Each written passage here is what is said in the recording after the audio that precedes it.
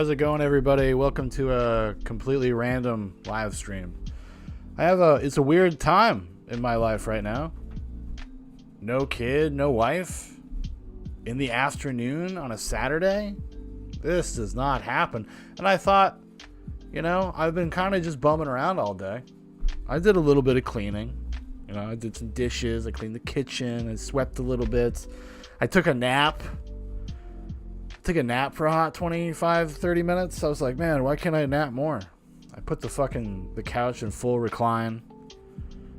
Oh, it was so nice. I watched a bad movie though. And then I started another one, and then it started out bad, and I was like, I can't do this right now. I can't do two bad movies in a row right now. I gotta salvage my afternoon. So I was like, I'll play a video game. I'll play some games. Do some gaming, some gammon. I got all sorts of new games, right? I got Cyberpunk 2077 sitting on my hard drive. I got fucking, what's it called? Fallen Jedi, that new Star Wars, that kind of Uncharted / Dark Souls Star Wars game that came out late last year. Picked that up during the Christmas season. But you know what I ended up playing? And I ended up playing for about 2 hours. Is this game called Everybody's Golf. I don't know how many people are out there familiar with Everybody's Golf, but it's kind of like it's a very, very Japanese arcadey golf game. And I can't get enough of it, man. I want to see if I can pull up a little clip here. I even own Everybody's Golf VR because I have a PSVR. Fucking Danimal lost the goddamn what did he call it? The power cable for it. He was like last year. It was when Tetris, that VR Tetris game came out, and I hooked him up with the VR so he could play it while he was staying at my mom's for the holidays, and I didn't get the cable back, and I didn't find out until like a few months ago, like a month and a half ago or something, because I don't always have it hooked up. It's kind of rare that I pull it out, but over the past year or so, I've been buying these VR games when they go on sale. Like Walmart, in particular, had like a clearance rush on like all of their VR game stuff. It's like Everybody's Golf.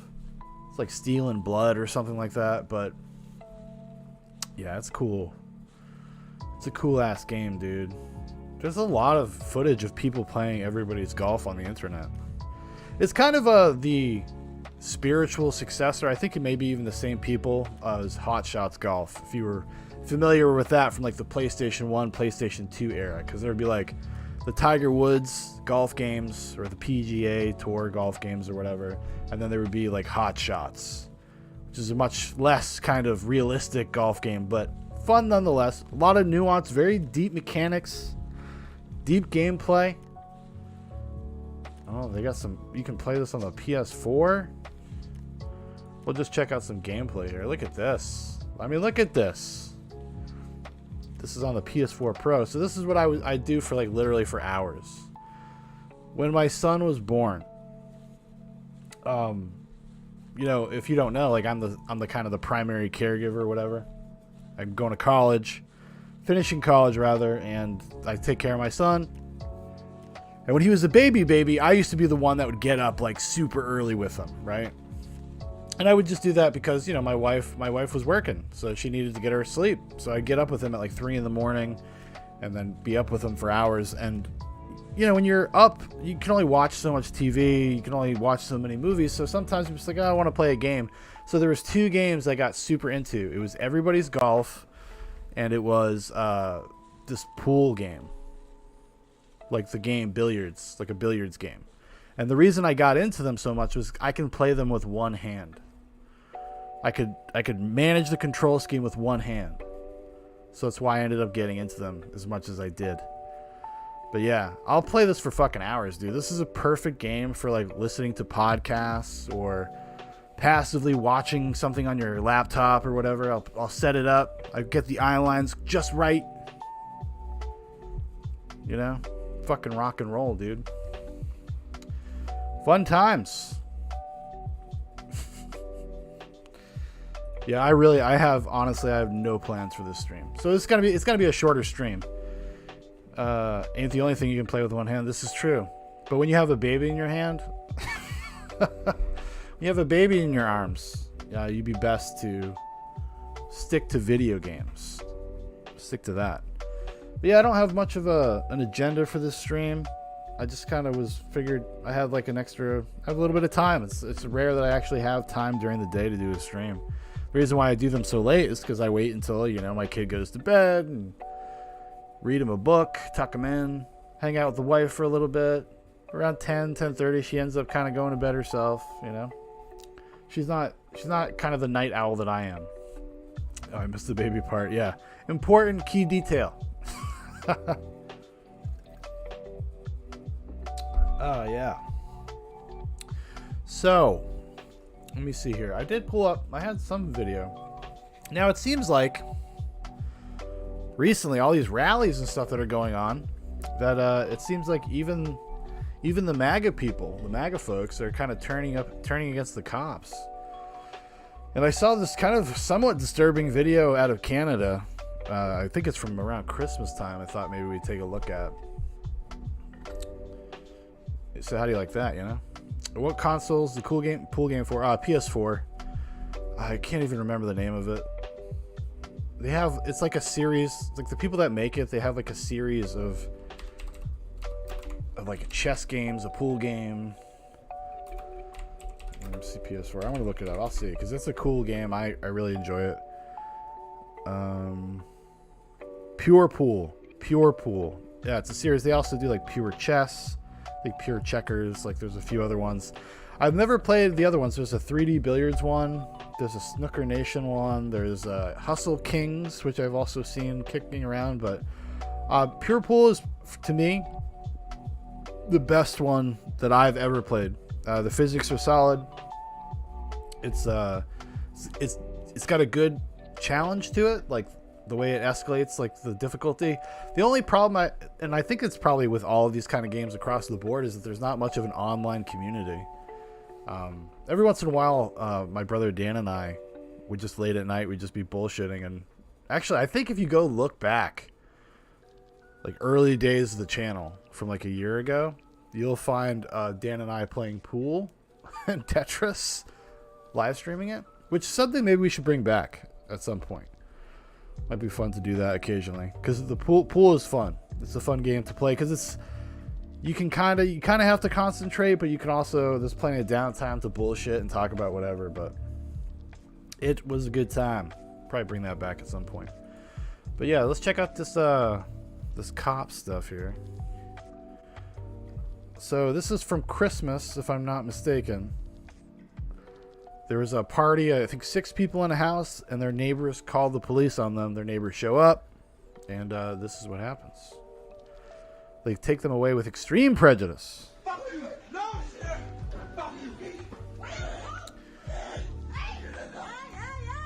Now, granted, you can't always believe everything you see. I don't like making judgments based on a fucking 2-minute video. I think we've all become internet literate enough to know that that's probably a bad idea to do that. But I'll say this: this is disturbing.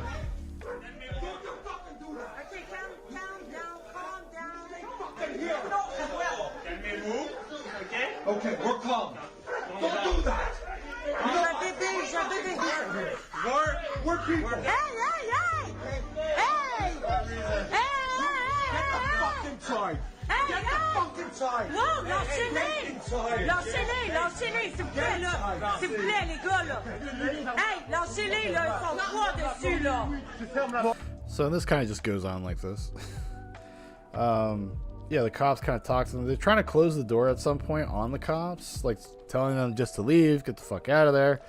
The cops, they won't. I mean, this is the kind of draconian weird stuff. And then we kind of saw, what was it, just the other day when they were doing like I don't even know what the rallies were for. I know they were just MAGA orientated rallies.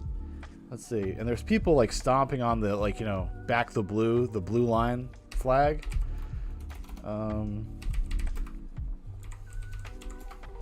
Like people kind of, even MAGA people starting to turn against the police, because they're kind of setting up this paradigm, this situation where they're like, either you are going to be with us or you're with them. You know, when it comes down to the lockdowns, there was a lockdown protest. Either you're going to be with the state and do these unconstitutional things, or you're going to be with the people. And, you know, at the end of the day, the police are the agents of the state, you know, for better and for worse. A lot of times for worse. And a lot of times that is because they don't, or they just do things without really any thought to them. And that's kind of what makes it scary. And I've always held that position. It's not like, I don't find it contradictory to also, like, on the one hand, understand the function and utility of the police. And I've met plenty of police officers, very nice people. I've met some not so nice, not so great. I'm just talking about in my personal life, not out on the streets, not out on the road, not in an interaction way. Although that's true for that as well. But, you know, you always got to call these people out. You got to, when people have this kind of control of your life, you have to be able to kind of voice your disagreements with them. And a lot of times they don't, and they do it thoughtlessly. And that's kind of what scares me a little bit. I think it would do well to scare anybody.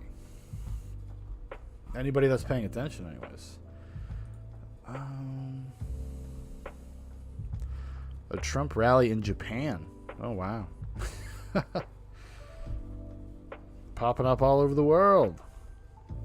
Where the hell is the lockdown rally, though?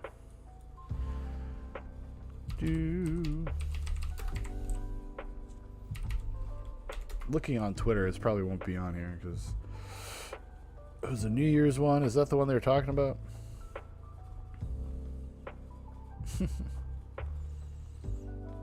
Britain coming soon to the end of the road. I don't know. I don't know the videos. Oh well. Not that interesting anyways, but a lot of craziness going on. Things that I think are about to kind of heat up, going to accelerate. I don't know. It'll be interesting. Probably on Wednesday night, we'll probably get into it. I can do some more research. Look some stuff up. Right now, I'm supposed to be putting together my best of the year. My best of 2020 list. So I can do an episode of Zoobox Goes to the Movies for Monday. And I'm procrastinating. Like anything not to work. I go too long. You know, I'm like, oh, I'm going to write down a list. I'm just going to, like, you know, throw a little list together. No big whoop. No big deal. Fucking, let me see. What's my word count so far? What's my word count on this thing? My word count. I have almost 3,000 words. That's long. That's too long. I always go overboard. Always do. I'll give you a little taste. Maybe we could do a little bit. We'll talk about some honorable mentions. We'll talk about some of the movies I have neglected to do reviews about recently because I have not had time. Holidays. I had family in town. Craziness. It's just so hard to get away to just record anything. And if, like, the times I do have to go get away and record stuff, it's at night and I started live streaming. And I think that's, I don't know if that's a better solution to the problem. I don't know. I don't know if it's better to do the live streams or if I should focus more on just making sure there's a daily video up or do more kind of hot reacts only things and then upload them after the fact. I don't know. I'm still toying around with the format, I guess. What's the best thing we can do? Walter says, okay, they have it for the Switch. The pool game, honestly, hate the Switch. Don't know why I bought the damn thing. You know, I almost bought a Switch. What was it? High COVID time. That first stimulus bill came through. I inherited some money. I had just extra money. And I was like, you know, I'm going to get one of those Switch Lites. Obviously, sold out all over the country, anywhere in my area. But there's a few times I actually found one. A Switch Lite. Because my wife is a big Nintendo person, so she has a Switch. But she's always on her Switch, and just because we were at home so much and we're sitting around, I was like, oh, it might be cool to have a Switch. We already own a bunch of games. I could be sitting here on my ass on the couch playing Switch and watching movies instead of just scrolling Twitter like a psycho. But I never bit the bullet. I never did it, though. And because I think, like, in my heart of hearts, I would just be bored. I get bored with it really fast. I've used my wife's Switch like a handful of times, and I just don't even care about it. I can't get into it. I can't get into the games. Like I played Breath of the Wild. That was a cool game. That's the only game I've played on her Switch. Well, other than I've dabbled with, you know, Mario Galaxy. I think I played Mario Kart, you know, just those kind of things. I have one in the box. I bought 2, only opened 1. Switch lights. Yeah. Like I would never get another. I actually wanted to get the PS Vita, and I fucked that up.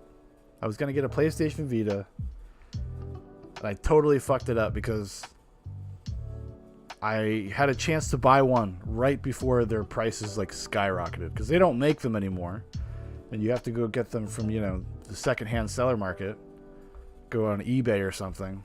And I was like, I found one. It was like $100, and it came with like a memory card. I think it came with a game. It looked really clean and good. I hesitated. I was just like, you know what? You know, let me think about it. I hesitated. Within 20 minutes, I go back to go buy it. Somebody already bought it. I was so pissed. Because I've wanted a Vita for a long time. Because I own tons of games. I own tons of games for the Vita. Walter says, I have one. It's hacked and it's awesome. Yeah, that's what they're really easy to hack. You can play games, you know, emulation. You can play all the console games, all the old console games on it. And I also have like a pretty big library because they used to from PS Plus. I would go and just claim the games, just thinking that someday I'm gonna buy a Vita. Never happened though. Maybe someday. I don't know. If I can find a used one, maybe I'll start heading to flea markets when they open back up and go check out. Sometimes people have those things and they don't really know what they are. You can get them for pretty cheap. Walter says, I bought mine from Japan. I bought 1 and then 2 more. Cool. That's awesome, man. Very cool. I had a PSP, actually. I think I still have my PSP. What do you call it? It's called Declutter.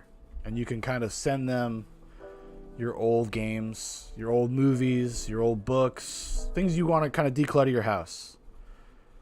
Buffering bad. Yeah, I see the buffering. What the fuck? I don't know what's going on. Should be fine. I'm the only one here. The only one in my house. I think it's OBS. Although sometimes it might be just YouTube. And YouTube, it doesn't always tell me. Like sometimes it'll tell me like, hey, you know, you're actually not, you're not streaming well. You're buffering, and I'm not. And then other times this is excellent condition, and I am. So, but yeah, Walter, I don't know. I mean, maybe we'll talk in the future, buddy, because I'd like to get my hands on a Vita. But I'm also like not into. I don't want to pay $300 for one. Like that's my thing. Like if I could have bought one for $100 6 months ago, like I wanted to, then I would have done it. But yeah. And nowadays, you don't even have to buy the proprietary memory cards. You can go get an adapter on like Amazon. So you can go get like a 250 gig, you know, little memory card, and then get the adapter for the Vita. So you don't even have to buy the fucking the stupid proprietary Sony ones. That was one of the things that was such a barrier to wanting to even buy that stupid thing, was the fucking memory cards when they came out. Because you're like, it's like $250 for the Vita, and then it was like $90. $100 to get a memory card worth a fuck. I have the PK Store Vita. On Vita, you can download every game for free, every Vita and PSP game, proprietary to SD. Cool, very cool, man. Like I said, I gotta get one someday. We'll talk in the future, buddy. Gonna talk once we get through the after Christmas. Pretty tapped out, you know. I got one kid, but we. Yeah, kind of spoil him, kind of don't. Don't really have to so much because he's the only grandkid. So he's got 2 sets of grandparents that, you know, want to buy him a bunch of stuff. Helps out. Definitely helps out. But yeah, I don't know. What else we got going on? But yeah, anyways. So I guess we can talk about some movies I've been watching.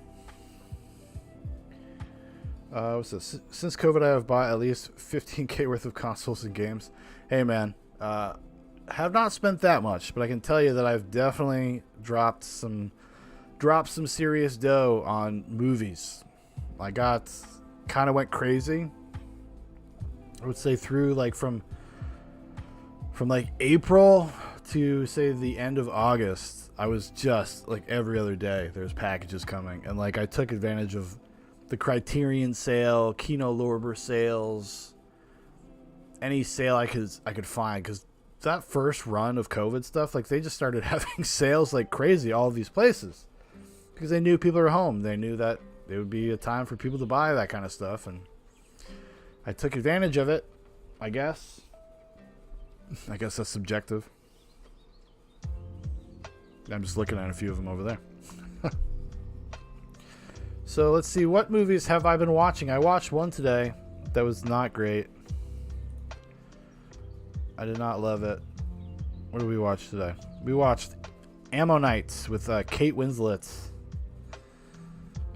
And it's one of these period pieces, and this is just like a thing. There's just tons of these period pieces now that every single one of them has to be about like secret lesbians. And this one was especially boring because it doesn't even get into like kind of the broader social dynamics and stuff. And it's a very small movie. It's very like 7, 8 characters that even have like speaking parts in the movie. Mostly centered around what's her name, Saoirse Ronan and Kate Winslet. What's the description? In 1840s England, paleontologist Mary Anning and a young woman sent by her husband to convalesce by the sea develop an intense relationship. Despite the chasm between their social spheres and personalities, Mary and Charlotte discover they can each offer what the other has been searching for, which ends up being pussy. The realization that they are not alone. It is the beginning of a passionate and all-consuming love affair that will defy all social bounds and alter the course of both of their lives irrevocably. Yeah, this was not great. Not great movie. I didn't really have much to say about it. You know, I just wrote 5 of these exact same movies, period films about secret lesbians, have come out in the past 2 years. Maybe there was some law passed that I'm not aware of. Yeah. Because there's one that came out earlier this year as well. It's a Woman on Fire? Lady on Fire? It's like the same kind of dynamic, the same kind of story. Just sad. Just sad, really. And then I kicked off the new year. The first movie I watched this year, Total Recall. Fucking Total Recall rocks, dude. I got the 4K. I picked up the 4K. Never looked better. Like gold in my eyes. Like cyberpunk gold. Then also ended the year with Johnny Mnemonic. So, yeah, I'm a pretty cool guy. I made my wife watch Johnny Mnemonic with me. She thanked me for it. Obviously. She obviously thanked me for it. The Sound of Metal. Another movie I watched recently. It's about a guy that's like just kind of going deaf. He's done a lot of damage to his ears because of drug abuse, and he's in a metal band, and he doesn't wear protection, ear protection and whatnot. And it's kind of just about him dealing with that. Surprisingly really good. But one of the cool things about the movie, the thing that really makes it worth watching, is the sound design, is the things that are specific to it being like a movie. So I was kind of like thankful for that. Or not thankful, I guess maybe that's the wrong way to parse it, but I just enjoyed that aspect of it. I just liked the fact that they told this story in a way that is very specific to a movie. Like, you couldn't tell the story this way without this medium. And there's a few movies that are like that, Like another one, there's a really old silent film called The Passion of Joan of Arc from 1928. I actually saw it this past year. It's one of the best movies I saw this past year in terms of like how powerful and effective it was. But it's another movie, like, you could not have told that story that way in any other medium. It is so specifically cinematic. And I think Sound of Metal has kind of a similar vibe to it, because it really kind of brings you into his worldview, his perspective, what he's going through the sound design. And thought it was really effective. Really effective in that way. It's, the story itself is a little rote, it's a little predictable, but at the end of the day, all as a whole package in total, totally worth watching, worth checking out. I didn't watch all of these this recently. I rewatched Tenet. Tenet fucking rules. Okay? Really enjoy that movie. It's kind of convoluted, silly, but in a world where we are just inundated with just superhero garbage, something like Tenet should be respected. Nolan should be respected for doing like these giant, grand, populist movies based on original concepts. Like, he's the only guy working in the space where he's doing things that are completely original, completely of his own mind, his own making, and not relying on some sort of brand. I mean, Nolan is the brand. Christopher Nolan is the fucking brand.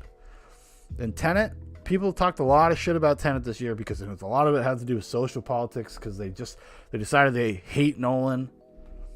There's a weird Nolan hate boner out there. People call him like a nihilist. A lot of movie critics were pissed because they were just like, oh, he's trying to kill people. He's forcing people to go to the theater to see Tenet. Why can't he send us screeners and blah, blah, blah. Yeah, and so people had a huge chip on their shoulder, especially a lot of the critical community, because they thought what he was responsible for, when really it had more to do with Warner Brothers. Because Warner Brothers wanted to test the waters for theaters over the fall. Would people go to theaters? And what better case study than a giant Christopher Nolan movie? And that's really what it came down to. You know?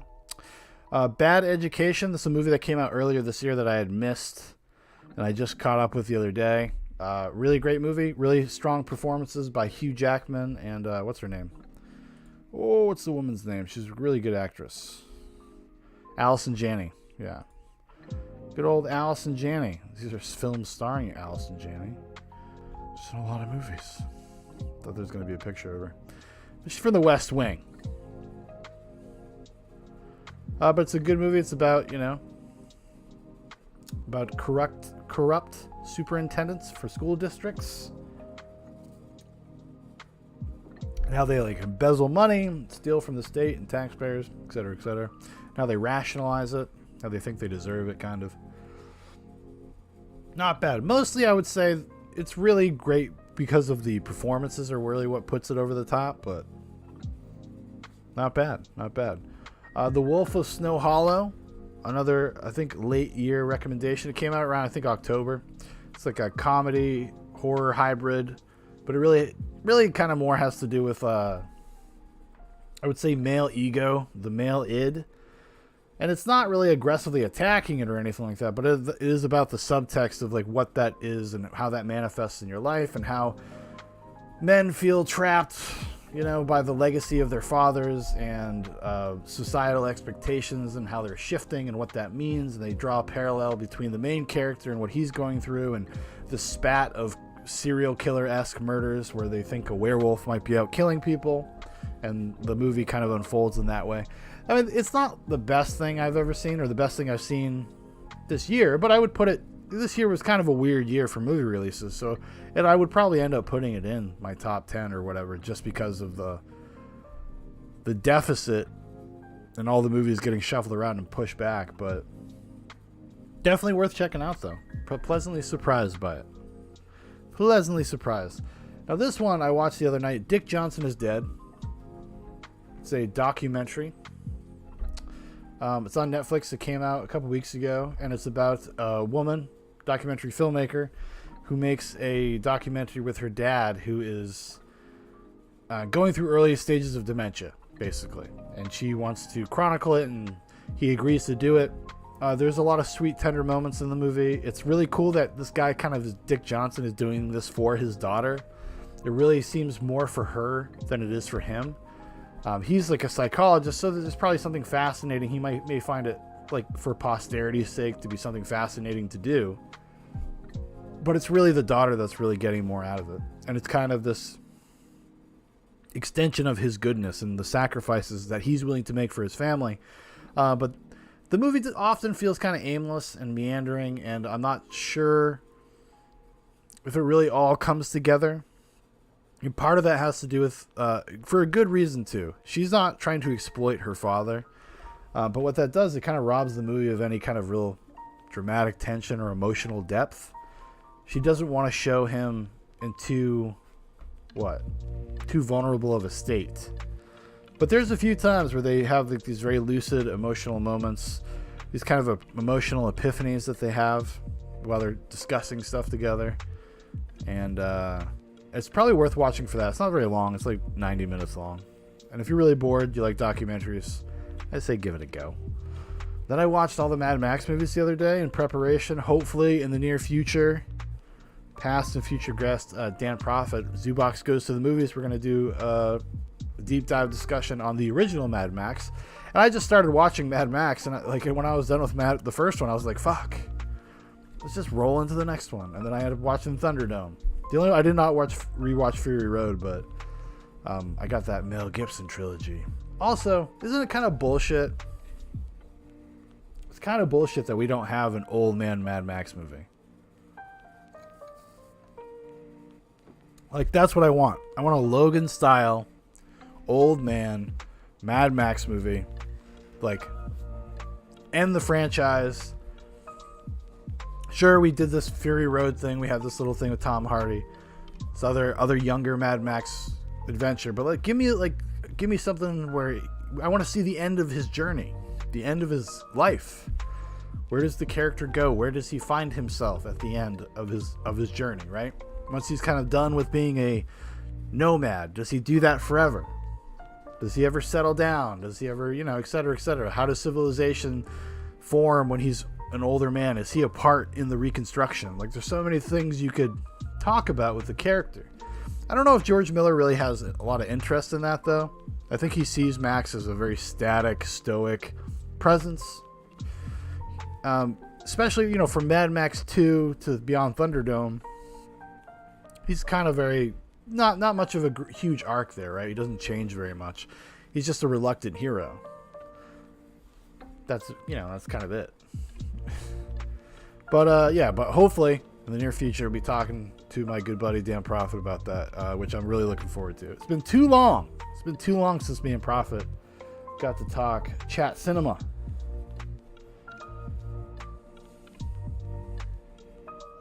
We got an alert. Alert from HBO Max.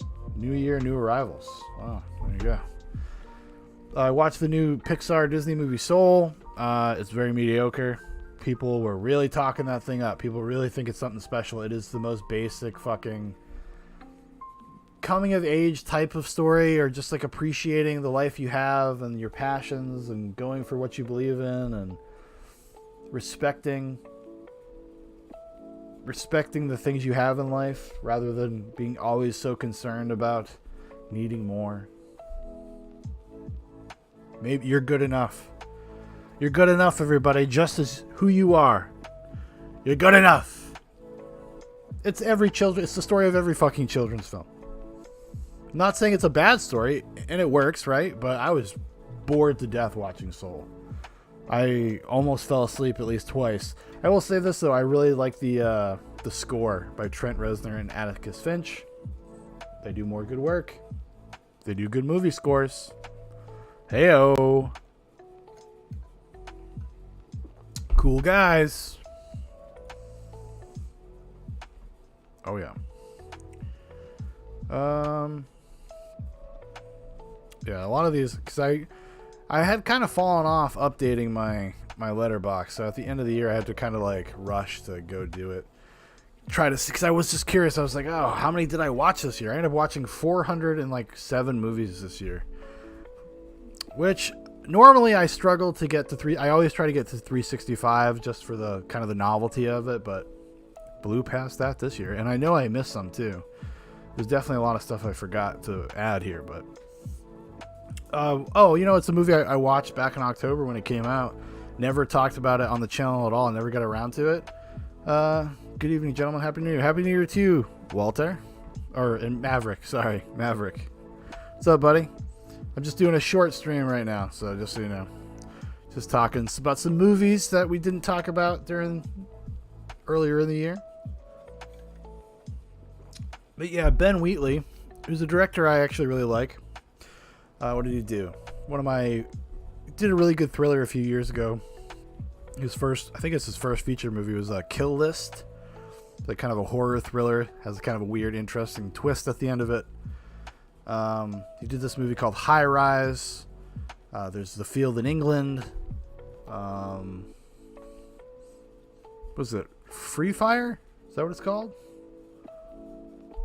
I think he did a movie called Free Fire. But anyways, he did a remake of Rebecca, which is an old Alfred Hitchcock movie. And people really hated it. I did not hate it as much as other people. I thought... I was also not familiar with the original when I watched it. I ended up watching the original one after this. After I saw this. Because I was like, why do people hate this so much? Because it wasn't like a great movie, but it also wasn't like complete dog shit either. And I can understand after watching the original why people had such a visceral reaction, because he just doesn't do enough to kind of change things up. It is very, very similar. It's almost beat for beat the same as the original. It's based on a book too, so I'm surprised they didn't do like their own kind of thing with it. It felt like way too directly influenced by Hitchcock. I don't know why. I don't know why they went that route, but they did. And it was okay. Armie Hammer. This chick, dude, Lily James. Yeah, it seems like there was an opportunity to like add some extra dimensions, some extra kind of dramatic tension, and it just never really does anything with it. I don't know. I was kind of befuddled, but like I said, it's at the end of the day, it's pretty well made. Just a little flat, a little inert, but yeah.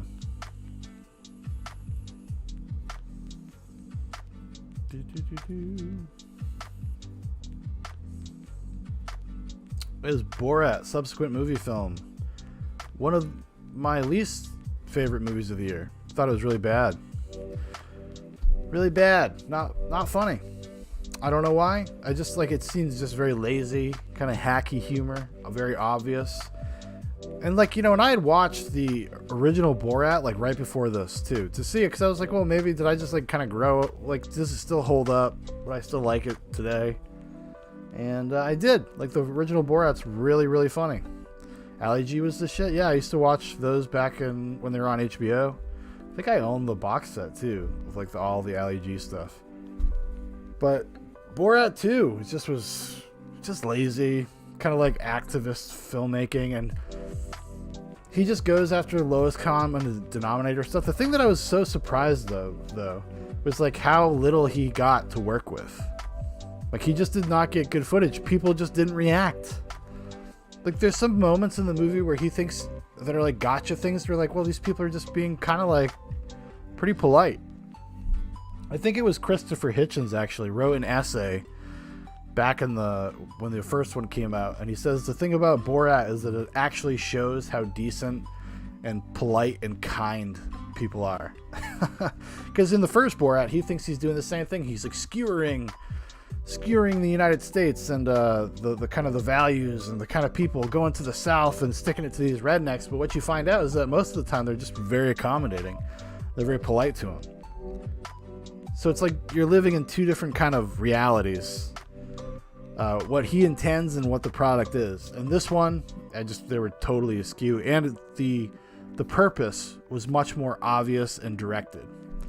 Jackass was funny back in the day. Yeah, I still like Jackass. I'll still watch Jackass. They're filming Jackass 4 as we speak, and I think I think the third day in, somebody already got really hurt, which makes sense because they're all like in their late 40s, early 50s. Like Johnny Knoxville is what, like 55? How old is Johnny Knoxville? Let's look. Let's see how old Johnny Knoxville is.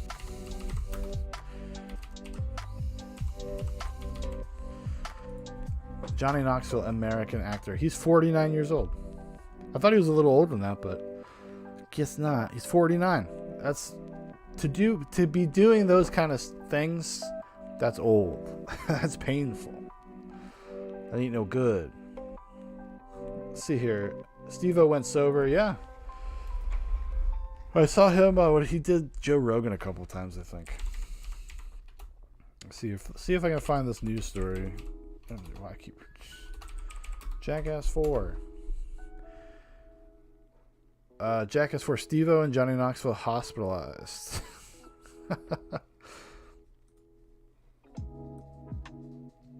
Following a treadmill accident.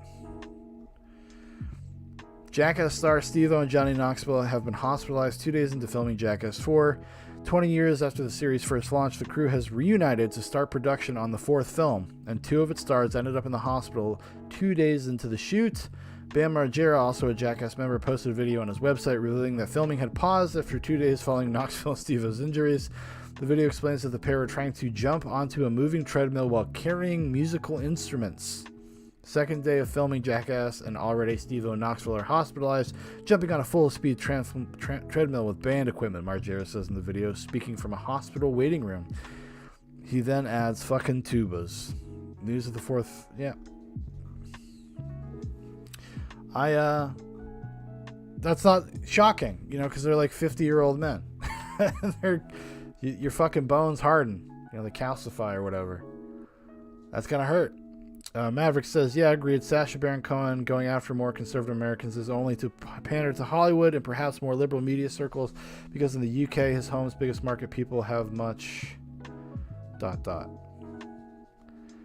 warmer opinions on proper Americans rather than crazy regressives and fake ones.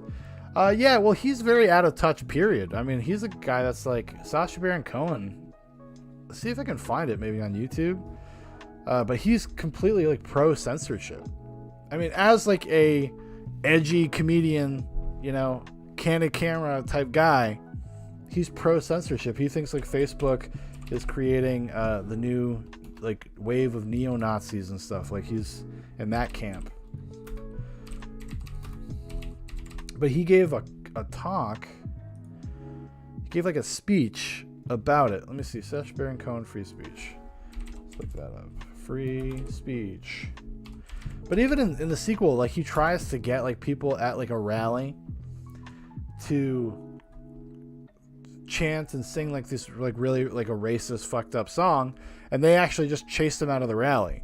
They try their best in the movie to kind of frame it in a way that made it look like these people were going along with it, but they clearly weren't, and he couldn't even achieve that in the movie by manipulating the footage. He just didn't have the footage.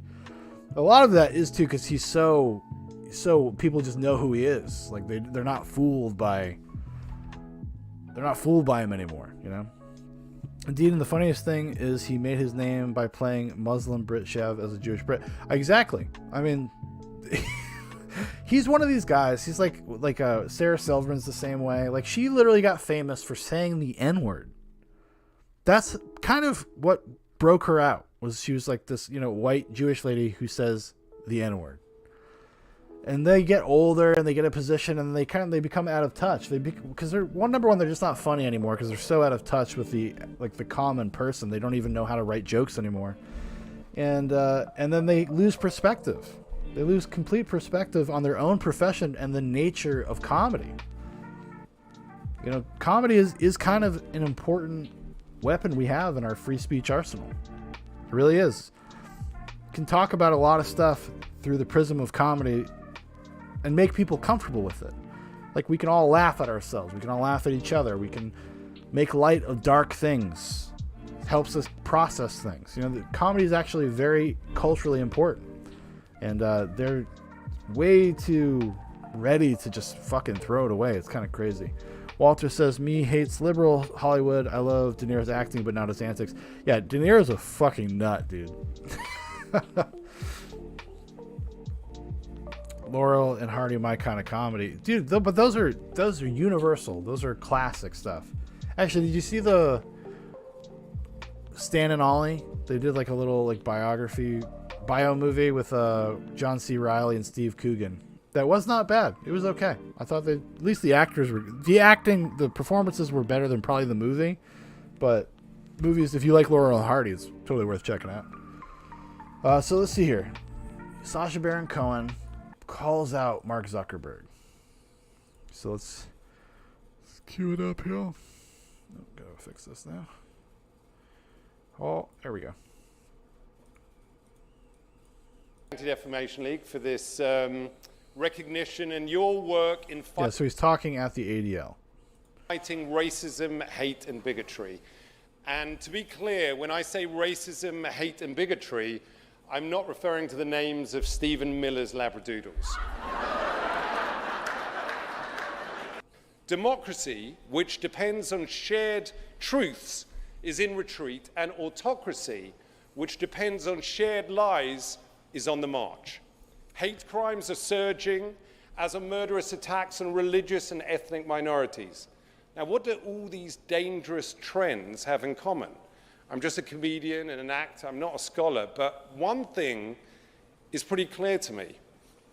All this hate and violence is being facilitated by a handful of internet companies that amount to the greatest propaganda machine in history. In every other industry, you can be sued for the harm you cause. So he's kind of actually with Trump a little bit here. He's anti Section 230, which is the Internet Protection Act, where if you are a social media company or you run a message board or whatever, that you're not liable for the things that are written on your website. Like you could not sue Facebook for something somebody wrote on Facebook or Twitter or whatever. But he wants them to be able to be held accountable. So he's actually would be with Trump here. And I love this idea that, like, you know, it's his truth that he feels is the truth. Like this is not like he's not encouraging discussion or debates or any of these classical liberal democratic kind of values. No, that's not what he's doing. He's saying what I think is the right thing, and what you think is a lie, and what you think is leading to autocracy. It's fucking ridiculous. Can be sued for libel. People can be sued for defamation. I've been sued many times. I'm being sued right now by someone whose name I won't mention because he might sue me again. But social media companies are largely protected from liability for the content their users post, no matter how indecent it is, by Section 230 get ready for it, the Communications Decency Act. Now, last month, however...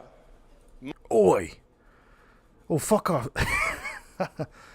Oh, fuck off, Sasha, you pretentious wanker. See, I don't have a good English accent. That was pretty bad. Oi! I can't do a real one. Oi! That looks bad, mate. And then it almost veers into, like, Australian there. I'd have to work on it, man. Mark I'll work on it just for Facebook delivered a major speech that, not surprisingly, warned against new laws and regulations on companies like his. Well, some of these arguments are simply, pardon my French, bullshit. Let's count the ways. First, Zuckerberg tried to portray this whole issue as choices around free expression. That is ludicrous. This is not about limiting anyone's free speech. This is about giving people, including some of the most reprehensible people on Earth, the biggest platform in history to reach a third of the planet. See, this is like, he has such a myopic view on this, right? Because he's saying, like, oh, well, you know, if somebody goes on and uses social media, they can just be held to account for the laws that actually exist, like, you know, harassment, calls to violence, etc. You can't do that. And that should be the standard. That should be kind of the only standard. But the reason why this is so myopic and so pedantic is because, like, to suggest or to not understand that you will be fucking next. You will be next. Like, they're going to go to, for comedians. They already have. We have already seen it kind of play out. There's a guy, Count Dankula. I don't know if you guys are familiar with that story, but a dude who got his girlfriend's pug to do like a Nazi salute whenever he said Sieg Heil or Hail Hitler. And it was a joke. It was a gag. They fucking tried to arrest him for that. He had to pay a fine. It ended up being a very small fine. It was like 500 pounds or something. But the fact that was even at all like a something that the law had to be involved in is fucking insane. Oh, fuck off, you pretentious wanker. Oh, fuck off, you pretentious wanker. Yeah, see? I'm not good. That was a little Ray Winston, though. Little Ray Winstone there. Freedom of speech is not freedom of reach. Sadly, there will always be racist, misogynist, yeah, I think so. Is that his real name? Child abusers. Mark Meacham, I believe so. But I think we can all agree that we should not be giving bigots and pedophiles a free platform to amplify their views and And that's what he goes to. So bigots I think in this sense, we could probably say it's a little bit subjective. I don't know if I would trust Sacha Baron Cohen's assessment of what is and isn't a bigot. You know, some people say Sacha Baron Cohen is a bigot for the work that he's done. And he would disagree with that, right?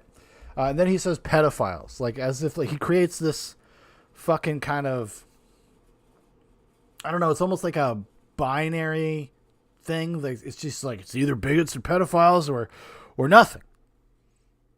It's crazy.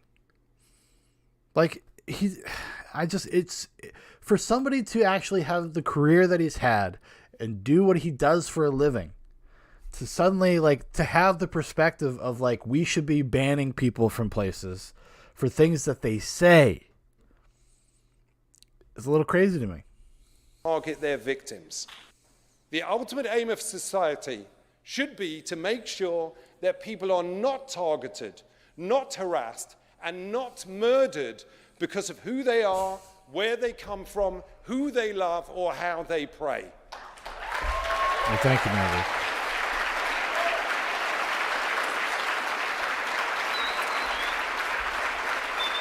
You know what I love though? My favorite English accent is Ray Winston though. Have you ever watched the Beowulf, the CGI Beowulf with Robert Zemeckis directed? Ray Winston plays Beowulf, and I love him in that movie. So good.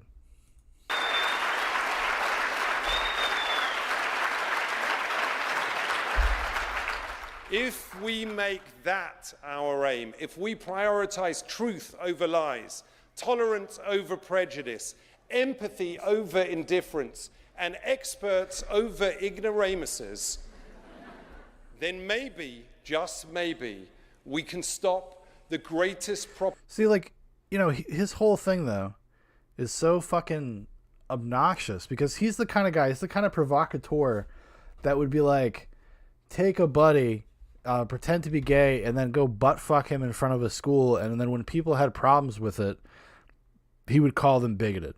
Like, that would be his bag. That's the thing. He plays characters that are so on the fringes, that are so extreme. Like, you know, if you took Bruno, you know, people probably weren't turned off because Bruno was gay. You know, probably turned off because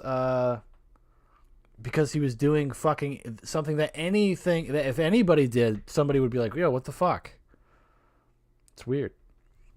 It's weird, just the cognitive dissonance in what he's saying is so bizarre. But yeah. Yeah, he's from my neck of the woods. Hell yeah, buddy. Propaganda machine in history. We can save democracy. We can still have a place for free speech and free expression. And most importantly, my jokes will still work. Thank you very much. If you're allowed to tell them, buddy. What a fool. What, like, how, like, it's just so childish. It's so pedantic.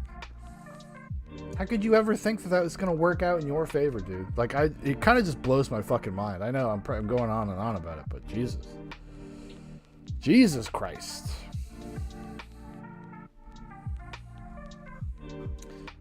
Let's see here. See if Sarah Silverman has ever talked about free speech. She's another one that was like I can't watch that. Full speech of Hollywood woman in entertainment. For writing. It was cool with Louis C.K. masturbating in front of her. Because she hasn't really made any really big statements. Although she did a talk with Bernie Sanders. Great. Just the people you want, you know, in your political discourse. Comedians and celebrities. Do you think they've always been this way, or did American fame do it? No, I think you just become out of touch. And then you kind of want to save your career. You want to be part of the moment, part of the zeitgeist. You're hip, you're cool. You just lose perspective. I find it hard to believe that 90% of famous people are pretentious twats. No, I think most of them are they're kind of like normal people. They just don't talk about it. And this is something I think it was Kurt Russell said recently. He's like, you know, actors and stuff shouldn't really be out there kind of espousing their political opinions or being used as propaganda tools. He's like, because it undermines your ability to be an artist. Like, you know, people go watch movies and they go watch stories, read books, whatever, for catharsis. That's a big part of it. And if I can't, like, if I'm distracted by an actor's politics because I know too much about their personal lives, it really makes it hard for me to invest in their characters. Perfect example is George Clooney. George Clooney is such a fucking idiot that anytime I see George Clooney in anything, I immediately kind of get turned off. And that sucks because I think he's a good actor when he's in the right role. Like, I really love the Ocean's 11 movies. I think they're super fun heist movies, you know? But anytime that fucker does something even vaguely political in one of his movies, dude, like The Midnight Sky. That's another movie I watched recently. I watched The Midnight Sky. It just came out on Netflix a few weeks ago. And when we were hanging out with family and stuff, we put it on one night. And, dude, I was so... especially because it's got, like, a lot of it's about kind of, like, global warming and stuff. Like, that's kind of the backdrop of it is global warming. And, it's just fucking... Yeah, Clooney's a moron. Clooney's no good. Gay for Kurt. Hell yeah, buddy. It's one of my favorite actors, actually, Kurt Russell. Going back from when I grew up, John Carpenter's The Thing is one of my favorite movies. Big Trouble in Little China. All that good stuff. Kurt and Tombstone. Hell yeah, man. I grew up watching Tombstone. What's his name? Cosmatosis, the director. His son is actually a director, too. The guy who directed Tombstone. He did a movie with Nicolas Cage a couple years ago called Mandy that I really enjoyed. It's really good. And then something called Beyond... Yeah, absolutely. Walter Cosmatosis. That's right. And his son is Panos, because they're Greek. They're very Greek. Yeah, his son did Mandy, and then before that, Beyond the Black Rainbow. Both worth checking out. Very trippy, kind of weird sci-fi horror movies, but worth checking out. Ever seen a movie called Spun? I did a long time ago, and I remember actually the box art more than I remember the movie. Let me see here. Maybe... Oh, what's up, Prophet? You're coming in at the end. I'm doing a very short one. Very short one today. Spun. Yeah, that's right. Yeah, I've seen Spun.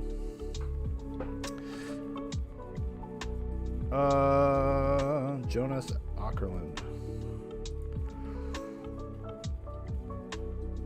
It's just trying to look. A drug dealer introduces one of his customers, a speed freak, to the man who runs the meth lab. A crazy 3-day adventure ensues. Yeah, I remember. I kind of vaguely remember this. I know, man. I know, bro. That sucks ass, man. I know. I hope you can get out of there at some point before the spring. Jesus. Fucking. All right. Let's check out. See if we can watch the trailer for Spawn. Why not? Hell yeah, man. And as soon as your wife starts hating you and you have some free time, you hit me up, buddy. Hit me up. Just to catch up, Prophet. We don't need to do any. We don't even need to record anything. I just want to talk to you. I just miss you, buddy. Miss talking. Let's see here. Let's see if this doesn't fucking tag me.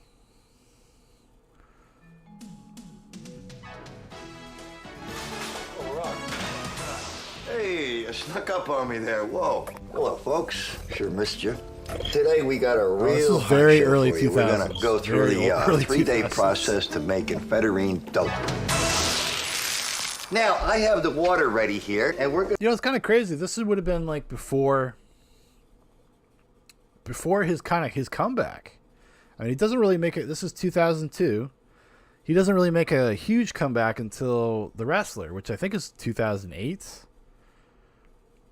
Yeah, because he had done this, then he was in the remake of Get Carter with Sylvester Stallone around this time too. But because he left to go become a boxer. He was a very mediocre boxer, and that's why his face looks different.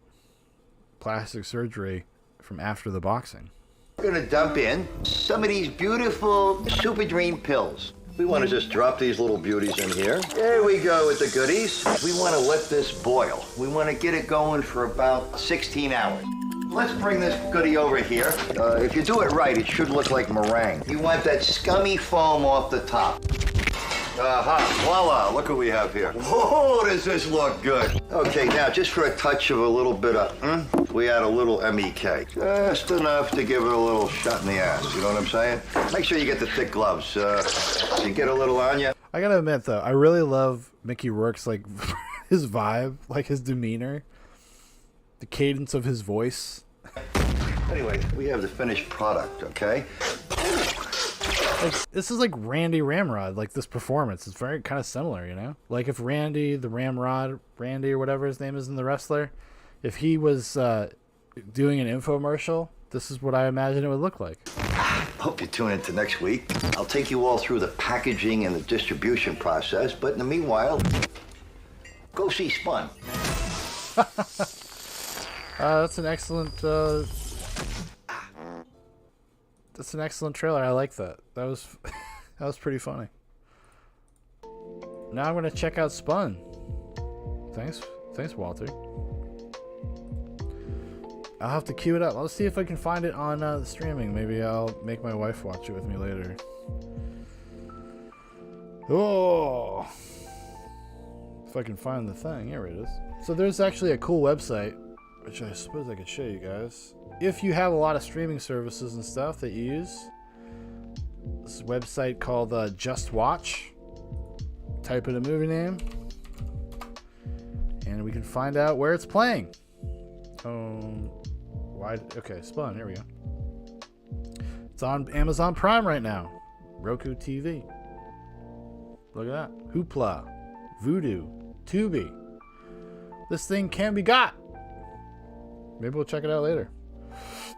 Jonas Ackerlund. What else has he directed? Polar, which wasn't great.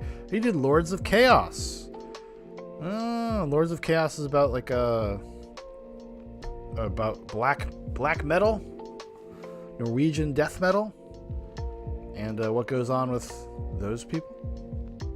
It's based on a true story. There's a book that came out in the early 2000s. I think it's called Lords of Chaos as well. That's all about the Norwegian death metal scene.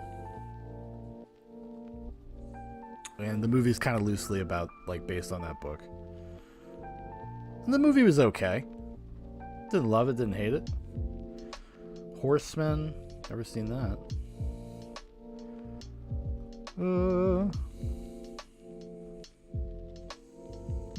Beyonce. Okay, well. It's a cool thing there.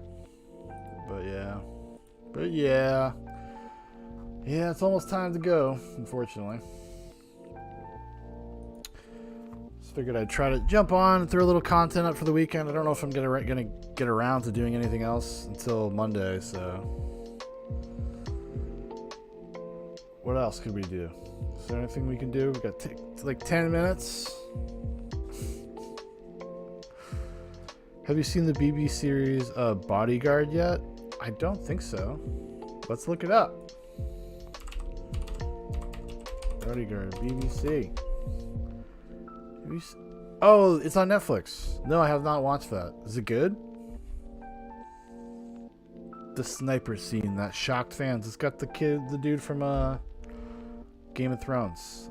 That's what I remember. Yeah, that's what I remember seeing. No, but I've never seen that. No. That's the thing with streaming services like Netflix or anything else. It just gets fucking buried. Something premieres and then it just gets buried. And it just gets buried. Bodyguard trailer. Okay. Check the trailer out. Like, what's it called? Fucking, I was watching The Irishman. Martin Scorsese's The Irishman. One of 2019's best films. Maybe 2019's best film. And it gets fucking buried in their algorithm. Because I've watched it. So it just assumes like, oh, you'll never want to watch this again. And they don't like promote their own products. It's like very weird. David, I'm signing you to the Home Secretary. Very good, Mum. Very good, Mom. to move up? Hello, Governor. I would really like to be James Bond. Pleasure to meet you, Mum. I'm late for a meeting. Man, he's got a lot of moms, huh? To heighten fear and seize power. That doesn't require apologizing for the past. Did you mean what you said? I don't need you to vote for me. Only to protect me. Rest assured, Mum. I'll do what's required. Stay down. It's okay. Women love it when you call them mom. This guy knows what he's doing. These plots do not always arise from outside. Some fester within. Oh wow, this actually looks I've been a good. copper. I've been a soldier. For what? Politicians, cowards and liars. What is she up to? You need to find out. How do you reckon she'd feel if she got a taste? You cannot keep pretending you're okay. This is a very dangerous politician. Someone's got to stop her. Oh my goodness, sex, intrigue, terrorists, Muslims. There's been an inside man all along. What? Looks like Blood. the Home Secretary couldn't be in safer hands.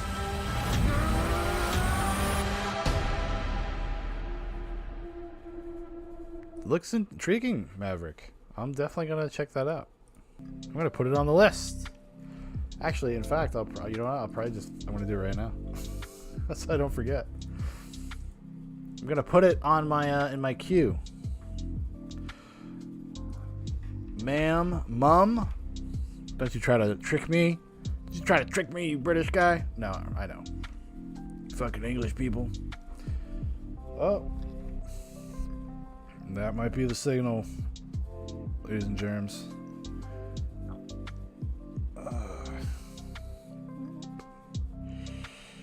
Yeah, family's coming home.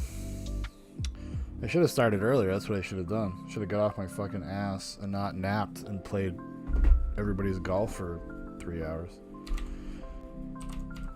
Although I never get to take naps. I never get to do anything like that. So I was like kind of happy just to do it.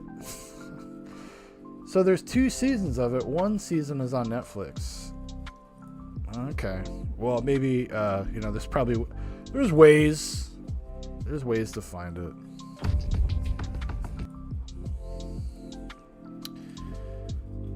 Cool. Well, good. And I like that. Ah, yes. It's only like 6 episodes long. Yes. Perfect. I'm so fucking tired of watching things that go on for 15 hours that only need to be 7 hours long. I'm very into like these like mini series style, and that's why I've always really liked stuff from the UK. The series, because it's like 6 or 7 episodes and you're done. You get a whole story, well-rounded. Don't have to fucking dick around with all this filler material. It's like they were into serialized dramas like way before that became a thing in the United States. You know, it used to be, because we used to do everything episodically, and then you would have what you would call like the lore episodes or the canon episodes. That would be interspersed with a long season. Granted, you know, some of my favorite shows from back in the day are episodic, though. And I think it fits some shows and doesn't fit other shows. Things like The X-Files, right? There are so many standalone episodes of The X-Files that I absolutely adore. Like, actually, I probably enjoy now in hindsight, like when you go back to the show, it's way more fun watching the standalone stuff than the overarching plot, because the overarching plot ends up being kind of dumb. They don't really pull it off super well, but you know. All right, everybody. Well, I gotta go. Wife and the little kid are coming back, but thanks for hanging out. Sorry it's a short one. I'll be back Monday nights for sure. Don't know what we're gonna get into. If there's anything you want to get into, like drop it in the comments, I suppose. If there's something in particular you want to see me talk about on Monday, drop it in the comments. I'm always looking for. I got some ideas. I think we're gonna keep it weird. We're gonna keep Nightcap a little spicy. Ride that line. Ride those spicy waves. That's spice waves. All right, everybody. Be good. Profit. Fucking Godspeed. Good luck. Hang in there, buddy. You're almost done. Goodbye.